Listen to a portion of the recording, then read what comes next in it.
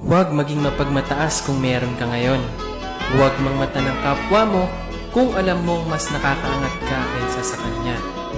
Tulad nga ng kasabihan, bilog ang mundo. Hindi pare-pareho ang ikot nito. Baka pagising mo, ikaw na ang minamata ng tao. At lahat ng pinagyayabang mo ay biglang maglaho sa'yo. Walang permanente sa mundo, tandaan mo.